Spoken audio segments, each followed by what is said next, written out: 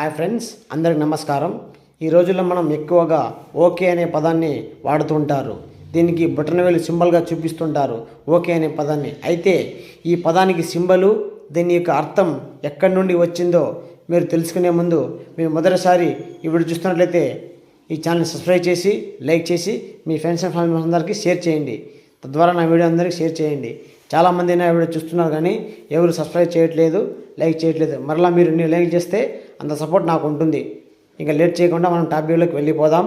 ఎవరితోనైనా మాట్లాడేటప్పుడు, message పంపేటప్పుడు okay అనే పదాన్ని ఎక్కువగా ఉపయోగిస్తాం. అయితే సరే అనే పదం ఎక్కడ నుండి వచ్చింది, దాని అర్థం ఏమిటో మీరు ఎప్పుడైనా ఆలోచించారా?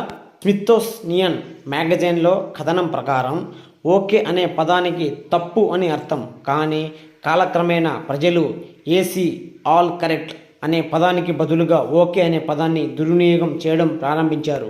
182 సంవత్సరాల క్రితం American journalist Charles Gordon green మొదటిసారి ఓకే అనే పదాన్ని ఉపయోగించారు.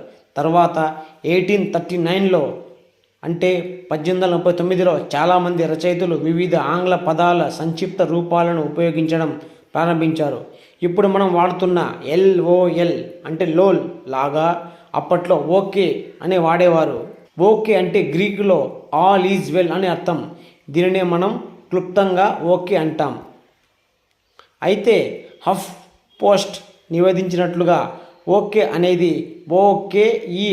ఓకే అనే పదం నుండి వచ్చింది. ఈ పదాన్ని అమెరికాలోని చోక్టావ్ తెగవారు ఉపయోగిస్తున్నారని చెబుతారు.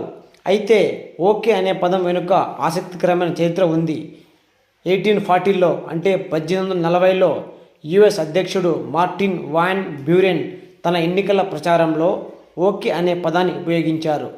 వాన్ బ్యూరెన్ యొక్క మారుపేరు ఓల్డ్ కిండర్ హుక్. ప్రచారానికి ఓకే అనే పదాన్ని సంక్షిప్త లిపిగా వాడుకున్నారు.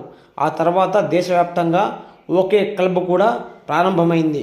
ఓకే అనే పదం ఎక్కడి నుంచి వచ్చిందనే దానితో సంబంధం లేకుండా ఈ రోజుల్లో మనం ఎక్కువగా వాడుతున్నాం. అలాగే ఓకే అంటే ఏమిటో ఇప్పుడు మీ అందరికీ అర్థమైపోయింది. కాబట్టి ఎవరైనా దీనికైనా సరే చెబితే మీరు కూడా అతనికి ఓకే చెప్పేయవచ్చు. ఈ వీడియో చూస్తున్నందుకు థ్యాంక్స్.